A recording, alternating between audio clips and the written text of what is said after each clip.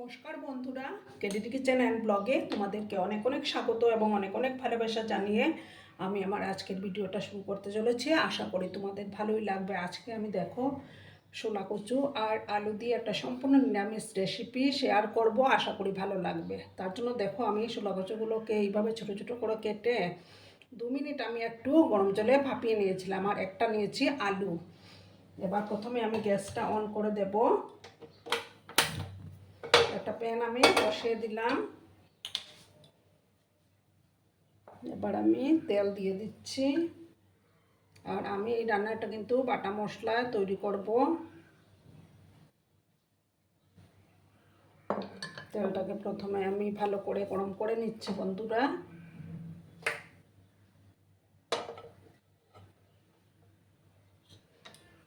আর video দেখার শুরুতেই বন্ধুরা একটা লাইক করতে তোমরা ভুলো না।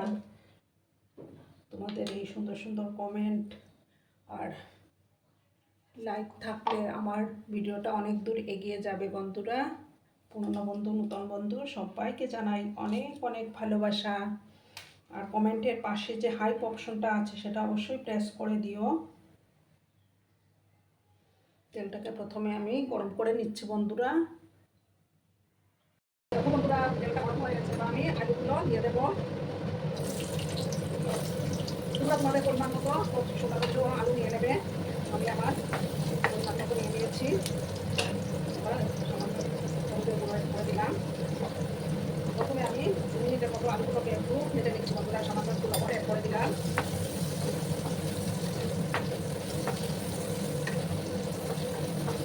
একটু নাড়াচাড়া করে দিলাম আমি।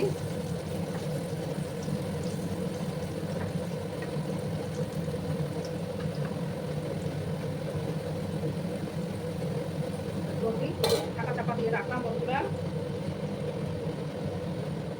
এবার আমি ঢাকাটা সরিয়ে দিলাম। এবার আমি এই যে শোলা কচুগুলো দিয়ে আবার একটু ভেজে নিচ্ছি বন্ধুরা। ভালো করে আবার আমি মিক্স করে নিলাম।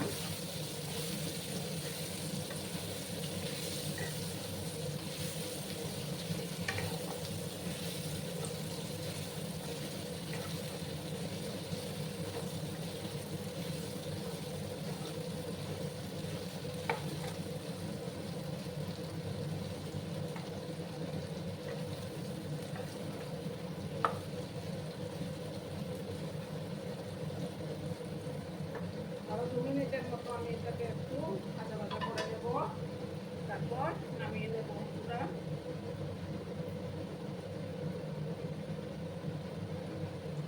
তোমরা কিন্তু ভিডিওটা একদম স্কিপ করো না বন্ধুরা, তা না হলে বুঝতেই পারবে না আমি কখন কি করলাম। সম্পূর্ণ ভিডিও দেখার অনুরোধ রইল বন্ধুরা।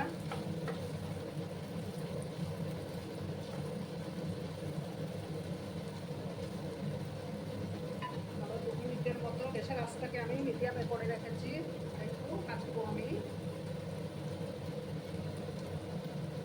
দেখো বন্ধুরা, আমি শোলা কচুগুলো তার চেয়ে বেশি ভাজবো না, আমি নামিয়ে নিয়েছি।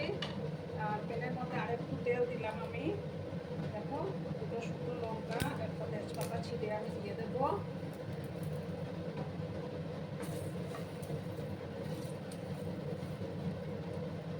নিরামিষের দিনে কিন্তু দুর্দান্ত লাগে এই রেসিপি।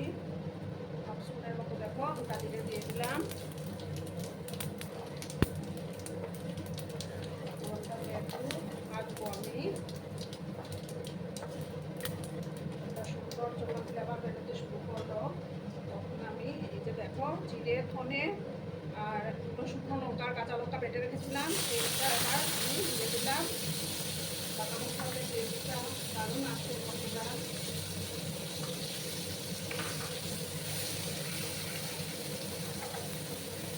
ভালো করে মশলাটাকে আমি কষিয়ে নেব। এবার পরিমাণ মতো হলুদের গুঁড়োটা অ্যাড করে দিচ্ছি বন্ধুরা।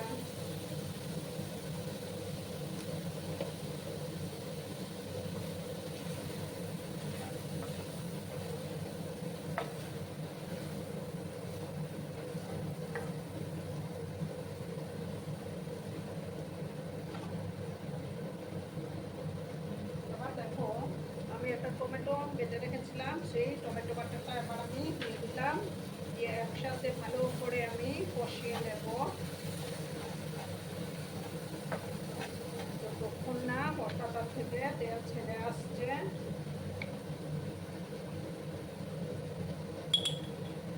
এবার দেখো আমি হাফ স্পুনের মতো কাশ্মীরি লঙ্কার গুঁড়ো অ্যাড করলাম। ভালো করে মশলাটাকে কষিয়ে নিতে হবে।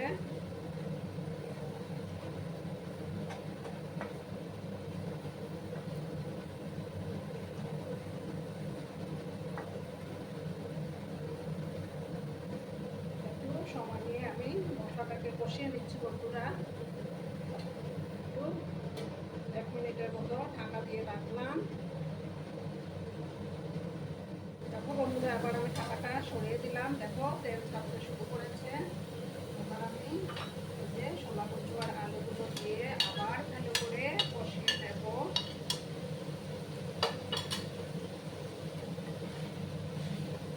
তার সাথে ভালো করে মিক্স করলাম আমি।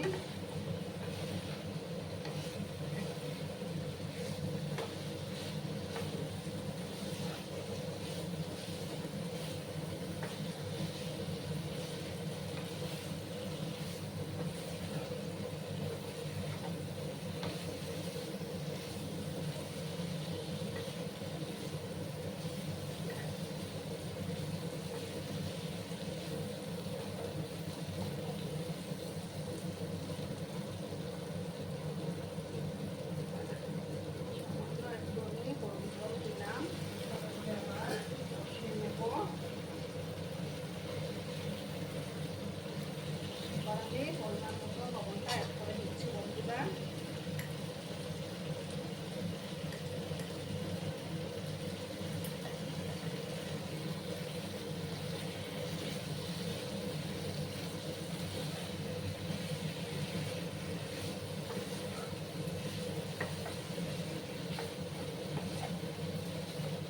এইভাবে বাটা মশলা দিয়ে রান্না করলে কিন্তু রান্নার টেস্টটা দ্বিগুণ হয়ে যায় বন্ধুরা।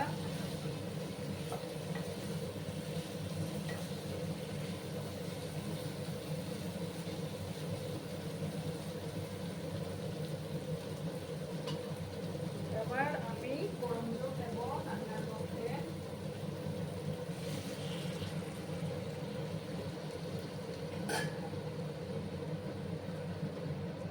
দেখো বন্ধুরা তরকারির কালারটা কত সুন্দর হয়েছে না? রান্নার টেস্টটা দারুণ আসে গরম জল দিলে। তার সবজিগুলো খুব সুন্দর সুসিদ্ধ হয়। সামান্য আরেকটু জল আমি দিলাম।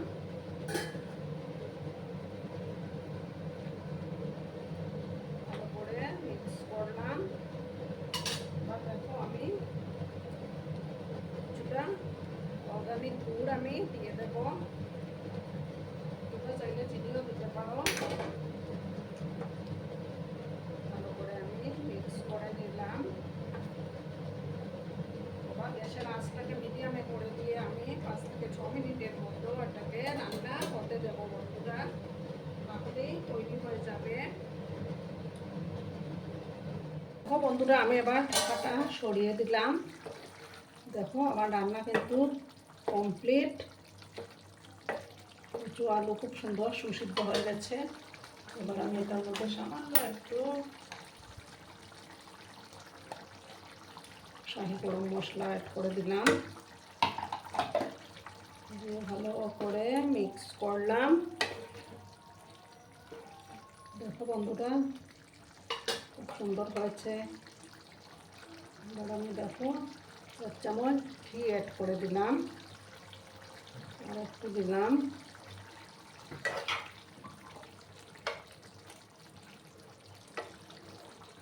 এবার আমি গ্যাসটা অফ করে দিচ্ছি। অফ করে 2 মিনিট আমি স্ট্যান্ডিং টাইমে রাখবো। তারপর আমি সার্ভ করে তোমাদেরকে দেখাচ্ছি বন্ধুরা। দেখো বন্ধুরা আমি সার্ভ করে দিয়েছি। কেমন হয়েছে অবশ্যই কমেন্ট করে বলো কিন্তু তোমরা। তোমাদের এই সুন্দর সুন্দর কমেন্টগুলো পড়তে আমার কিন্তু খুবই ভালো লাগে। আর এতক্ষণ ধরে আমার ভিডিওটার সাথে পাশে থেকে আমাকে এতটা ভালোবাসা দেওয়ার জন্য তোমাদেরকে আবারও জানাই অনেক অনেক ভালোবাসা এবং অনেক অনেক ধন্যবাদ। ততক্ষণে তোমরা সবাই খুব ভালো থেকো, সুস্থ থেকো, আনন্দে থেকো। আর আমার ভিডিওটার কোনো অংশ যদি তোমাদের একটুকু ভালো লাগে তাহলে অবশ্যই তোমাদের পরিবার পরিজনদের মাঝে শেয়ার করে দেওয়ার অনুরোধ রইল। ততক্ষণে খুব ভালো থেকো, ধন্যবাদ।